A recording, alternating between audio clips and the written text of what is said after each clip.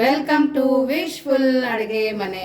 ನೋಡಿ, ಇವತ್ತು ಇಷ್ಟು ಥರ ನಾವು ಸೊಪ್ಪನ್ನು ತೊಗೊಂಡಿದ್ದೀವಿ ಅಂದರೆ ಡೆಫಿನೆಟ್ ಆಗಿ ಇವತ್ತು ನಾವು ಒಂದು ಹಾಸನದ ರೆಸಿಪಿ ಮಾಡ್ತಾ ಇದ್ದೀವಿ. ಆಶಾ ಅವರು ಹಾಸನ ಕಡೆಯವರು. ಸೊ ಹಾಗಾಗಿ ಹಾಸನದು ಇನ್ನೊಂದೆರಡು ರೆಸಿಪಿನ ಶೇರ್ ಮಾಡಿ ಅಂತ ಕಮೆಂಟ್ ಬಂದಿತ್ತು. ಸೊ ಹಾಗಾಗಿಬಿಟ್ಟು ಇವತ್ತು ನಾವು ಈ ಉಪ್ಪನ್ನು ಬಳಸಿಬಿಟ್ಟು ಹೆಲ್ದಿಯಾಗಿ ಹಾಸನದೊಂದು ಹೊಸ ರೆಸಿಪಿನ ಯಾವ ಥರ ಮಾಡೋದು ಅಂತ ನೋಡೋಣ ಬನ್ನಿ. ಇನ್ನೂ ಒಂದು ಸೊಪ್ಪು ಇದಕ್ಕೆ ಆ್ಯಡ್ ಆಗುತ್ತೆ. ಹೌದು, ಇವತ್ತು ನಾವು ತಗೊಂಡಿರೋ ಸೊಪ್ಪಲ್ಲಿ ಅಂದರೆ ಇಲ್ಲಿ ನಾವು ಪಾಲಕನ್ನು ತಗೊಂಡಿದ್ದೀವಿ, ಅದರ ಜೊತೆ ಸಬ್ಬಸಿಗೆ ಸೊಪ್ಪು, ಮೆಂತ್ಯ ಸೊಪ್ಪು ಮತ್ತು ಅರವೆ ಸೊಪ್ಪನ್ನು ತಗೊಂಡಿರೋದು. ನಿಮ್ಮ ಹತ್ರ ಎಷ್ಟು ಕ್ವಾಂಟಿಟಿ ಇದೆ ಅಷ್ಟು ಕ್ವಾಂಟಿಟಿ ಇಲ್ಲಿ ನೀವು ಸೊಪ್ಪನ್ನು ತಗೋಬೇಕು. ದಂಟು ಸೊಪ್ಪು ಕೂಡ ತಗೊಬೋದು. ನೋಡಿ, ದೊಂಟನ್ನು ಹಾಕೋಬೇಕಂತೆ, ಇದ್ರೆ ಹಾಕೊಳ್ಳಿ, ಇಲ್ಲ ಅಂದರೆ ನಡೆಯುತ್ತಲ್ಲ. ನಡೆಯುತ್ತೆ, ಇಷ್ಟು ಸೊಪ್ಪಲ್ಲೂ ಮಾಡ್ಕೊಬೋದು, ಅರವೆ ಸೊಪ್ಪು ಇಲ್ಲ ಅಂದರೂ ಕೂಡ ಮಾಡ್ಕೋಬೋದು. ಸೊ ಇವಾಗ ಇದೆಲ್ಲ ಸೊಪ್ಪನ್ನು ನಾವು ತೊಳೆಯೋದು ಬಿಟ್ಟು ಕಟ್ ಮಾಡಿಬಿಟ್ಟು ಪಕ್ಕಕ್ಕೆ ಇಟ್ಕೊಂಡು ನೆಕ್ಸ್ಟ್ ಏನು ಮಾಡೋದು ಅಂತ ನೋಡೋಣ ಬನ್ನಿ. ನೋಡಿ, ಇವಾಗ 4 ಟೊಮೊಟೊನ ತಗೊಂಡಿದ್ದೀನಿ. ಅದರಲ್ಲಿ 2ಕ್ಕೆ ಈ ಮೇಲ್ಗಡೆ ಇದನ್ನು ತಕ್ಕೊಳ್ತಾ ಇದ್ದೀನಿ. ತೆಗೆದು ಮಧ್ಯ ಭಾಗಕ್ಕೆ 4 ಭಾಗವಾಗಿ ಕಟ್ ಮಾಡ್ಕೊಳ್ತೀನಿ. ನೋಡಿ, ಈ ಥರ ಕಟ್ ಮಾಡಿಕೊಂಡು ನಾವು ಜೀರಿಗೆನ ಸೇರಿಸ್ಕೊಬೇಕು. ಜೀರಿಗೆ ಟೊಮೆಟೊ ಒಳಗಡೆ ಹಾಕಲಿಲ್ಲ ಅಂದ್ರೆ ನಡೆಯುತ್ತಲ್ಲ? ನಡೆಯುತ್ತೆ, ಆದರೆ ನಾವು ತೆಗೆದು ರುಬ್ಕೊಳ್ಳುವಾಗ ಜೀರಿಗೆ ಹಿಂಗೆ ಇರುತ್ತೆ. ಅವಾಗ ಜೀರಿಗೆನೂ ನೀಟಾಗಿ ಸಿಗುತ್ತೆ, ಸೊಪ್ಪೊಳಗಡೆ ಮಿಕ್ಸ್ ಆಗಲ್ಲ ಅವಾಗ. ಸೊ ನೋಡಿ, ಇದೊಂದು ಒಳ್ಳೆ ಟಿಪ್ಸ್ ಇದು. ಆಮೇಲೆ ಟ್ರಿಕ್ಕು ಕೂಡ, ಯಾಕಂದ್ರೆ ಜೀರಿಗೆ ನೀವು ಡೈರೆಕ್ಟ್ ಸೊಪ್ಪು ಒಳಗಡೆ ಹಾಕೊಂಡ್ರೆ ಅದನ್ನ ಸೆಪರೇಟ್ ಮಾಡೋಕೆ ಟೈಮ್ ತಗೊಳುತ್ತೆ. ಎಲ್ಲ ಸೊಪ್ಪನ್ನು ರುಬ್ಬೇಕಾಗುತ್ತೆ, ಎಲ್ಲ ಸೊಪ್ಪು ರುಬ್ಬಾರ್ದು. ಇವಾಗ ಅದಕ್ಕೇನೆ ಇನ್ನೊಂದು ಟೊಮೊಟೊ ತಗೊಂಡು ಬೆಳ್ಳುಳ್ಳಿನೂ ಸಹ ಇಟ್ಕೊಳ್ತಾ ಇದೀನಿ. ಸೊ ನೋಡಿ, ಈ ತರ ಬೆಳ್ಳುಳ್ಳಿನ ನಾವು ಇಟ್ಕೊಳ್ಳೋದ್ರಿಂದ ಅದನ್ನು ಕೂಡ ನೀಟಾಗಿ ತೆಗೆದು ಟೊಮೊಟೊನ ರುಬ್ಕೊಬಹುದು. ಸೊ ನೋಡಿ, ಬೆಳ್ಳುಳ್ಳಿನೂ ಕೂಡ ಟೊಮ್ಯಾಟೊ ಒಳಗಡೆ ಈ ಥರ ಹಾಕೊಳ್ಳಿ. ಇದು ನನಗನ್ನು ಹೊಸ ರೆಸಿಪಿನೇ, ಯಾಕಂದರೆ ಇದು ಹಾಸನದ ರೆಸಿಪಿ. ಇವನ್ ಬೆಂಗಳೂರು ಸೈಡೂ ಈ ಥರ ಮಾಡ್ತಾರೆ. ಬೆಂಗಳೂರು ಸೈಡು ಮಾಡ್ತಾರೆ. ಓಕೆ, ನೋಡಿ, ಈ ಥರ ನಾನು ಟೊಮೊಟೊನ್ನು ರೆಡಿ ಮಾಡಿ ಬೆಳ್ಳುಳ್ಳಿ ಹಾಕ್ಬಿಟ್ಟು ಟೊಮೊಟೊನ ರೆಡಿ ಮಾಡ್ಕೊಂಡಿದ್ದೀನಿ. ನೆಕ್ಸ್ಟ್ ಏನು ಮಾಡೋದು ಅಂತ ನೋಡೋಣ ಬನ್ನಿ. ನೋಡಿ, ಇಲ್ಲಿ ಒಂದು ಕುಕ್ಕರ್ ಬಾಣಲಿನ ತಗೊಂಡಿರೋದು. ಇಲ್ಲಿ 1.5 ಬೌಲ್ ಆಗುವಷ್ಟು ತೊಗರಿ ಬೇಳೆ ಇದೆ ಪ್ರತಿಭಾ. ಇದು ದೊಡ್ಡ ಬೌಲ್ ಆಗಿರೋದ್ರಿಂದ ನಾವು ಈ ತರ ಕಾಣಿಸ್ತಾ ಇದೆ. 1.5 ಬೌಲ್ ಆಗುವಷ್ಟು ತೊಗರಿ ಬೇಳೆ ಇದೆ. ನಾವು ಇದನ್ನ ನೀಟಾಗಿ ತೊಳೆದು ಹಾಕೊಳ್ತಾ ಇದ್ದೀನಿ. ನೋಡಿ, ತೊಗರಿ ಬೇಳೆನ ಸ್ವಚ್ಛಾಗಿ ತೊಳ್ಕೊಳ್ಳಿ, ಆಮೇಲೆ ಹಾಕೊಳ್ಳಿ. ಕಪ್ ಮೆಜರ್ಮೆಂಟ್ ಇಂದ ಅಂದರೆ 1.5 ಕಪ್ ಇದು ತೊಗರಿ ಬೇಳೆ ಇದೆ. ನೋಡಿ, 1/4 ಕಪ್ ಆಗುವಷ್ಟು ಹೆಸರು ಬೇಳೆ ಇದೆ. ನಾವು ಎರಡನ್ನೂ ಹಾಕೊಳ್ಳೋದ್ರಿಂದ ತುಂಬ ಚೆನ್ನಾಗಿ ಬರುತ್ತೆ. 2 ಬೇಳೆಗಳನ್ನು ನೀಟಾಗಿ ತೊಳ್ಕೊಂಡು ಹಾಕೊಂಡಿರೋದು.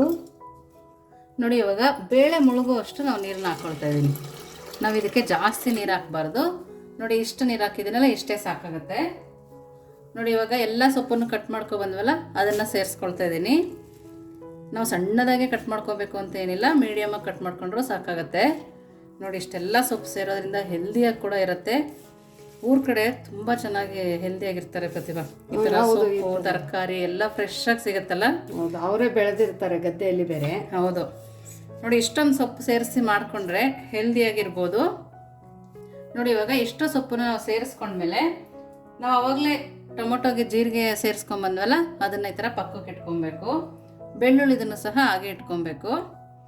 ನಾನು ಇನ್ನೊಂದು ಟೊಮೊಟೊ ಕೂಡ ಬೆಳ್ಳುಳ್ಳಿನ ಸೇರಿಸ್ಕೊಂಡ್ಬಂದಿದ್ದೆ. ನೋಡಿ, ಇವಾಗ ಈರುಳ್ಳಿನೂ ಮಧ್ಯದಲ್ಲಿ ಒಂದು 4 ಭಾಗದ ಥರ ಸೀಳ್ಬಿಟ್ಟು ಇಟ್ಕೊಂಡಿರೋದು. ಹೌದು, ನಾವು ಹುಳಿ ಟೊಮೊಟೊನ 4 ಟೊಮೊಟೊ ಹಾಕೊಂಡಿದ್ದೀವಿ, ಸಣ್ಣ ಸಣ್ಣದಾಗಿದೆ ಅಂತೇಳಿ. ನಾವು ಹಸಿ ಮೆಣಸಿನ್ಕಾಯಿನ ಸೇರಿಸ್ಕೊಳ್ತಾ ಇದ್ದೀವಿ ಖಾರಕ್ಕೆ. ಈ ಮೆಣಸಿನ್ಕಾಯಿ ಸ್ವಲ್ಪ ಖಾರ ಕಡಿಮೆ ಇರೋದ್ರಿಂದ ನಾವು ಇಷ್ಟು ಮೆಣಸಿನ್ಕಾಯಿ ಹಾಕ್ಕೊಳ್ತಾ ಇದ್ದೀವಿ. ಖಾರ ಇದ್ದರೆ ಒಂದು 4 ಮೆಣಸಿನ್ಕಾಯಿ ಹಾಕೊಂಡ್ರೆ ಸಾಕಾಗುತ್ತೆ. ನಾವು ಇನ್ನು ಖಾರದ ಪುಡಿನ ಕೂಡ ಹಾಕಲ್ಲ ಇದಕ್ಕೆ. ನೋಡಿ, ಸ್ವಲ್ಪ ಅರಿಶಿನ ಪುಡಿನ ಸೇರಿಸ್ಕೊಳ್ತಾ ಇದ್ದೀನಿ. ನೋಡಿ, ಇಷ್ಟು ಕಲ್ಲುಪ್ಪನ್ನ ಸೇರಿಸಿ ಲಿಡ್ಡನ್ನ ಕ್ಲೋಸ್ ಮಾಡಿ 2 ರಿಂದ 3 ವಿಸಲ್ನ ತಕ್ಕೊಳ್ತೀನಿ. ಬೇಳೆ ಚೆನ್ನಾಗಿ ಬೆಂದಿರಬೇಕು, ಆವಾಗಲೇ ಚೆನ್ನಾಗಿ ಬರೋದು. ಇದು ತುಂಬ ಸಾಫ್ಟಾಗಿ ಬೇಯಬೇಕಲ್ಲ? ತುಂಬ ಸಾಫ್ಟಾಗಿ ಬೇಯಬೇಕು. ಓಕೆ, ಸೊ ನೋಡಿ, ವಿಸಲನ್ನು ಹಾಕಿಬಿಟ್ಟು ಮೀಡಿಯಂ ಫ್ಲೇಮಲ್ಲಿ ಒಂದು 4 ವಿಸಲನ್ನು ತಗೊಂಡು ಬರೋಣ. ಓಕೆ, 4 ಸಾಕಾಗುತ್ತೆ. ಓಕೆ, ಇದು ವಿಸಲ್ ಆಗೋ ತನಕ ಇಲ್ಲಿ ಇನ್ನೊಂದು ರೆಸಿಪಿನ ನೋಡ್ಕೊಂಡು ಬರೋಣ. ನೋಡಿ, ಒಂದು ಬಾಣಲಿ ತಗೊಂಡಿದ್ದೀವಿ. ಇಲ್ಲಿ 2 ರಿಂದ 2.5 ಬೌಲ್ ಆಗುವಷ್ಟು ನೀರನ್ನು ಸೇರಿಸ್ಕೊಳ್ತಾ ಇದ್ದೀನಿ. ನೋಡಿ, ಈ ಬೌಲಿಂದ 2.5 ಬೌಲ್ ಆಗುವಷ್ಟು ನೀರನ್ನು ನಾನು ತಗೊಂಡಿದ್ದೀನಿ. ನೋಡಿ, ಸ್ವಲ್ಪ ಉಪ್ಪನ್ನು ಸೇರಿಸ್ಕೊಳ್ತಾ ಇದ್ದೀನಿ. 1 ಸ್ಪೂನ್ ಆಗೋದು ತುಪ್ಪನ ಹಾಕ್ಕೊಳ್ತಾ ಇದ್ದೀನಿ. ಇಷ್ಟು ಹಾಕಿ ಚೆನ್ನಾಗಿ ಕುದಿ ಬರೋ ತನಕ ಬಿಟ್ಕೊಬೇಕು. ಸ್ವಲ್ಪ ರಾಗಿ ಹಿಟ್ಟನ್ನು ಸೇರಿಸ್ಕೊಬೇಕು. ನೋಡಿ, ಇಷ್ಟು ರಾಗಿ ಹಿಟ್ಟನ್ನು ಹಾಕಿ ಕುದಿ ಬರೋ ತನಕ ನಾವು ಕುದಿಸ್ಕೊಬೇಕು. ನೋಡಿ, ನೀರು ತುಂಬ ಚೆನ್ನಾಗಿ ಕುದಿ ಬಂದಿದೆ. ಇವಾಗ ಫ್ಲೇಮನ್ನು ನಾವು ಸ್ವಲ್ಪ ಲೋಲ್ ಇಟ್ಕೊಳ್ಳೋಣ ಆಶಾ. ನೋಡಿ, ಇದೇ ಥರ ಕುದಿ ಬರಬೇಕು. ಆವಾಗಲೇ ನಾವು ರಾಗಿ ಹಿಟ್ಟನ್ನು ಸೇರಿಸ್ಕೊಬೇಕು. ನೋಡಿ ಅದೇ ಬೌಲಲ್ಲಿ ನಾನು ಒಂದು ಬೌಲ್ ತಗೊಂಡಿದ್ದೀನಿ. ಕೆಲವೊಂದು ರಾಗಿ ಹಿಟ್ಟು ಒಂದು ಬೌಲಷ್ಟು ಇಡ್ಸುತ್ತೆ, ಕೆಲವೊಂದು ಸ್ವಲ್ಪ ಕಡಿಮೆ ಇಡ್ಸುತ್ತೆ. ನೋಡಿ ಈ ಥರ ಹಾಕ್ಕೊಂಡು ನೀಟಾಗಿ ತಿರುಗಿಸ್ಕೊಬೇಕು. ಒಂದು ನಿಮಿಷ ಬಿಟ್ಬಿಟ್ಟೆ ತಿರುಗಿಸ್ಕೊಬೇಕು. ಫ್ಲೇಮನ್ನು ಲೋಲಿನ ಇಟ್ಕೋಬೇಕಲ್ಲ ಆಶಾ? ಹೌದು, ಫ್ಲೇಮ್ ಲೋ ಅಲ್ಲಿ ಇರಬೇಕು. ಸೊ ಯಾವ ಬಟ್ಲಲ್ಲಿ ನೀವು ರಾಗಿ ಹಿಟ್ಟನ್ನು ತಗೊಂಡಿದ್ದೀರಾ ಅದೇ ಬಟ್ಲಲ್ಲಿ 2.5 ಬಟ್ಲು ನಾವಿಲ್ಲಿ ನೀರನ್ನು ತಗೊಂಡಿರೋದು ಸೇಮು. ಹೌದು. ಬಟ್ ಕೆಲವೊಂದೊಂದು ರಾಗಿ ಹಿಟ್ಟು ಜಾಸ್ತಿ ನೀರು ತಗೊಳುತ್ತೆ, ಕೆಲವೊಂದೊಂದು ಕಡಿಮೆ ಅಬ್ಸರ್ವ್ ನೋಡಿ ಇದು ಕರೆಕ್ಟಾಗಿ ಆಯಿತು. ಕೆಲವೊಬ್ಬರಿಗೆ ಮುದ್ದೆ ಗಟ್ಟಿ ತಿಂತಾರೆ ಪ್ರತಿಭಾ. ನಮ್ಮೂರು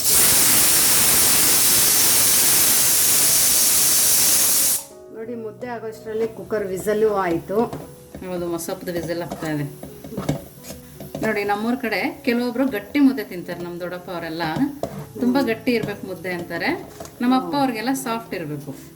ಇದ್ರಲ್ಲೇನೆ ಒಂದ್ 2 ತರ ಮಾಡ್ತಾರಲ್ಲ, ಒಂದು ಗಂಜಿ ಮುದ್ದೆ ಅಂತ. ಗಂಜಿ ಮುದ್ದೆನೂ ಮಾಡ್ತಾರೆ. ನೋಡಿ ಸ್ವಲ್ಪ ಗಟ್ಟಿ ಆದ್ರೆ ಒಂದ್ ಸ್ವಲ್ಪ ಬಿಸಿನೀರನ್ನ ಹಾಕೊಳ್ತಾ ಇದ್ದೀನಿ. ನೋಡಿ ಇವಾಗ ನೀಟಾಗಿ ತಿರುಗಿಸ್ಕೊಬೇಕು. ನಾವು ಒಂದೇ ಸರಿ ರಾಗಿ ಹಿಟ್ಟು ಹಾಕೊಂಡ್ವಿ ಗಟ್ಟಿಗಾಯ್ತು ಅಂತ ತಲೆ ಕೆಡಿಸ್ಕೊಬಾರ್ದು. ಸ್ವಲ್ಪ ಬಿಸಿನೀರು ಹಾಕೊಬೇಕು, ತಣ್ಣೀರು ಹಾಕೊಬಾರ್ದು. ಬಿಸಿನೀರು ಹಾಕೊಂಡು ಚೆನ್ನಾಗಿ ಈ ಥರ ತಿರುಗಿಸ್ಕೊಬೇಕು. 1 ಗಂಟು ಕೂಡ ಇರಬಾರ್ದು ಆ ಥರ. ಇಷ್ಟು ಮಾಡಿ ನಾವು ಲಿಡ್ಡನ್ನು ಕ್ಲೋಸ್ ಮಾಡ್ಕೊಂಡು ಒಂದು 3 ನಿಮಿಷ ಲೋ ಫ್ಲೇಮಲ್ಲಿ ನಾವು ಇದನ್ನು ಬೇಯಿಸ್ಕೊಬೇಕು. ನೋಡಿ ಇವಾಗ ಲಿಡ್ಡನ್ನು ಓಪನ್ ಮಾಡ್ತಾ ಇದ್ದೀನಿ. ಘಮ ಬರ್ತಾ ಇದೆ ತುಂಬ ಚೆನ್ನಾಗಿ. ನೋಡಿ ಇವಾಗ ಮತ್ತೊಂದು ಸರಿ ನಾವು ನೀಟಾಗಿ ತಿರುಗಿಸ್ಕೊಬೇಕು. ನೋಡ್ತಾ ಇದ್ದೀರಲ್ಲ, 1 ಗಂಟು ಕೂಡ ಕಾಣಿಸ್ತಾ ಇಲ್ಲ. ಮುದ್ದೆನ ನಾವು ತುಂಬ ಚೆನ್ನಾಗಿ ಬೇಯಿಸ್ಕೊಬೇಕು. ಆವಾಗಲೇ ಅದು ಟೇಸ್ಟು ಬರುತ್ತೆ, ಹೆಲ್ತಿಗೂ ಒಳ್ಳೆಯದು. ನಾವು ಸ್ವಲ್ಪ ಮೆತ್ತಗೆ ಬೇಯಿಸ್ಕೊಂಡ್ವಿ ಅಂದರೆ ಹೊಟ್ಟೆ ಕೆಡುತ್ತೆ. ಹಾಗಾಗಿ ನೀಟಾಗಿ ಬೇಯಿಸ್ಕೊಬೇಕು. ನೋಡಿ ಕೈಗೆ ಈ ಥರ ಅಂಟಬಾರದು, ಅವಾಗ ಮುದ್ದೆ ಬೆಂದಿದೆ ಅಂತೇಳಿ. ಇವಾಗ ಫ್ಲೇಮನ್ನು ಆಫ್ ಮಾಡ್ಕೊಳ್ಳೋಣ. ಹೌದು, ಆಫ್ ಮಾಡ್ಬಿಟ್ಟು ಒಂದು 5 ನಿಮಿಷ ಇಟ್ಬಿಟ್ಟು ಆಮೇಲೆ ಕಟ್ಕೊಬೇಕು. ಓಕೆ. ಮೊದಲು ಕಲ್ಲಿಗೆ ನೀರು ಹಚ್ಕೊಳ್ತಾ ಇದ್ದೀನಿ. ಇವಾಗ ಸ್ವಲ್ಪನೇ ನಾವು ಮಾಡ್ಕೊಂಡ್ವಲ್ಲ ಆ ಹಿಟ್ಟನ್ನು ಹಾಕೊಂಡು ಮುದ್ದೆನ ಕಟ್ಕೊಬೇಕು. ನೋಡಿ ನೀವು ನೋಡ್ತಾ ಇದ್ದೀರಲ್ಲ, 1 ಗಂಟು ಕೂಡ ಇಲ್ಲ, ನೀಟಾಗಿ ಮುದ್ದೆ ಬರುತ್ತೆ. ಕೈ ಬಿಸಿ ಆಗೋದ್ರಿಂದ ಒಂದೊಂದು ಸ್ವಲ್ಪ ನೀರನ್ನು ಹತ್ಕೊಂಡು ನಾವು ಮುದ್ದೆನ ತಿರ್ಗಿಸ್ಕೊಬೇಕು. ನೋಡಿ ಈ ಥರ. ನಿಮ್ಗೆ ಈ ಸೈಜ್ ಬೇಕಂದ್ರೆ ಈ ಸೈಜ್ ಮಾಡ್ಕೊಬೋದು, ಇನ್ನೂ ಸಣ್ಣಗೆ ಬೇಕಂದ್ರೆ ಇನ್ನೂ ಸಣ್ಣಗೆ ಮಾಡ್ಕೊಬೋದು. ಕೆಳಗಡೆನೂ ಅಂಟ್ತಾ ಇಲ್ಲ ನೋಡು ಆಶಾ, ಮನೆಗೂ ಅಂಟ್ತಾ ಇಲ್ಲ. ನೋಡಿ ನಾನು ಇನ್ನೊಂದು ಮುದ್ದೆ ಕೂಡ ಕಟ್ಟೋದು ತೋರಿಸ್ತೀನಿ. ನಾವು ಬಾಣಲಿಲಿ ಮಾಡ್ಕೊಳ್ಳೋದ್ರಿಂದ ನಾವು ಕೆಳಗಡೆ ಕುತ್ಕೊಂಡು ಗಂಟು ಹೊಡ್ಕೊಂಡು ಮತ್ತೆ ಬೇಯಿಸ್ಕೊಬೇಕು ಅನ್ನೋದೇನಿರಲ್ಲ. ನಾವು ಮಗ್ಚೆ ಕೈಯಲ್ಲಿ ನೀಟಾಗಿ ಮಾಡ್ಕೋಬೋದು. ಮುದ್ದೆ ಕೋಲೆ ಬೇಕಂತೇನಿಲ್ಲ, ಏನಿಲ್ಲ, ಮಗ್ಚೆ ಕೈಯಿಂದನೇ ಮಾಡ್ಕೊಂಡ್ಬಿಡ್ಬೋದು. ಇವಾಗ ನಾವು ಇಲ್ಲಿರ್ತೀವಿ ಪ್ರತಿಭಾ, ಇಬ್ಬಿಬ್ರಿಗೆ ಮುದ್ದೆ ಮಾಡ್ಕೊಬೇಕು. ಹೌದು, ಆವಾಗ ದಪ್ಪ ಪಾತ್ರೆ ಇಡೋದಕ್ಕಿಂತ ಸಣ್ಣ ಬಾಣಲಿಲಿ ಮಾಡ್ಕೊಬೋದು. ನೋಡಿ ನೋಡಿ 1 ಬೌಲ್ ರಾಗಿ ಹಿಟ್ಟು ತಗೊಂಡಿದ್ವಲ್ಲ, ಅದರಲ್ಲಿ 4 ಮುದ್ದೆ ರೆಡಿಯಾಗಿದೆ. ಇವಾಗ ಇಲ್ಲೊಂದು ಹಾಟ್ ಬಾಕ್ಸನ್ನು ತಗೊಂಡು ಒಳಗಡೆ ನೀರು ಹಚ್ಕೊಂಡಿರೋದು, ಅದ್ರ ಒಳಗಡೆ ಈ ಥರ ಮುದ್ದೆನ ಹಾಕೊಂಡು ಮುಚ್ಚಿಬಿಟ್ಟು ಇಟ್ಬಿಟ್ರೆ ಆಶಾ, ನಮ್ಮ ಮಸೊಪ್ಪು ಆಗೋ ತನಕ ಬಿಸಿ ಇರುತ್ತಲ್ಲ. ಹೌದು, ಬಿಸಿ ಇರುತ್ತೆ. ಸೊ ಇವಾಗ ಈ ಥರ ಮುಚ್ಚಿಬಿಡೋಣ. ಸೊ ಇವಾಗ ಮಸೊಪ್ಪಿಂದ ಏನಾಗಿದೆ ಅಂತ ನೋಡೋಣ ಬನ್ನಿ. ನೋಡಿ ಇವಾಗ ಕುಕ್ಕರ್ ವಿಸಲ್ ಆಗಿ ತಣ್ಣಗಾಗಿದೆ. ಯಾವ ಥರ ಬೆಂದಿದೆ ನೋಡೋಣ ಬನ್ನಿ. ನೋಡಿ ನೋಡಿ ಇವಾಗ ಟೊಮೊಟೊ ಜೀರಿಗೆ ಹಾಕಿದ್ವಲ್ಲ, ನೋಡಿ ಇವಾಗ ಜೀರಿಗೆ ಟೊಮೊಟೊ ಇತ್ತಲ್ಲ ಅದನ್ನು ಮಿಕ್ಸಿ ಜಾರ್ ಒಳಗಡೆ ಸೇರಿಸ್ಕೊಳ್ತಾ ಇದ್ದೀನಿ. ಇಲ್ಲ ಹಸಿ ಮೆಣಸಿನ್ಕಾಯಿ ಇತ್ತಲ್ಲ ಅದನ್ನು ಕೂಡ ಮಿಕ್ಸಿ ಜಾರಿಗೆ ಹಾಕ್ಕೊಳ್ತೀನಿ.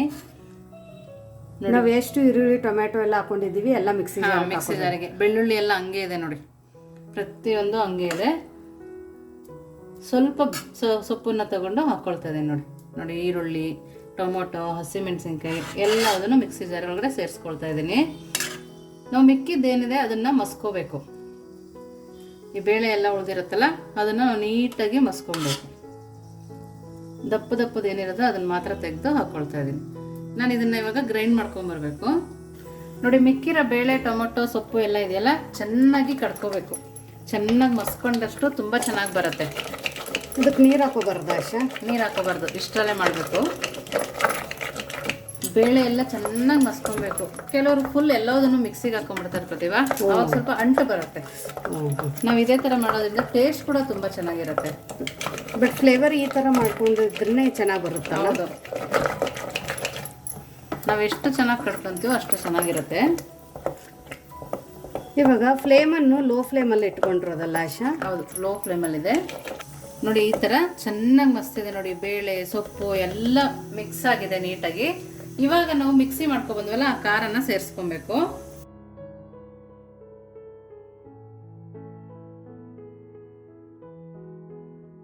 ನೋಡಿ, ಮಿಕ್ಸಿ ಜಾರಿಗೆ ಸ್ವಲ್ಪ ನೀರು ಹಾಕಿ ಹಾಕೊಳ್ತಾ ಇದ್ದೀನಿ. ನಾನು ಬಿಸಿ ನೀರನ್ನ ಹಾಕೊಂಡಿದ್ದೀನಿ, ತಣ್ಣೀರು ಬೇಕಾದ್ರೂ ಹಾಕೋಬಹುದು ನೋಡಿ. ಎಲ್ಲದನ್ನು ನೀಟಾಗಿ ತಿರುಗಿಸ್ಕೊಬೇಕು. ನಾವು ಮಿಕ್ಸಿ ಜಾರಲ್ಲಿ ಮಸಾಲೆ ಹಾಕಿದ್ವಲ್ಲ, ಅದನ್ನು ಕೂಡ ಚೆನ್ನಾಗಿ ನಾವು ಕಡ್ಕೊಬೇಕು.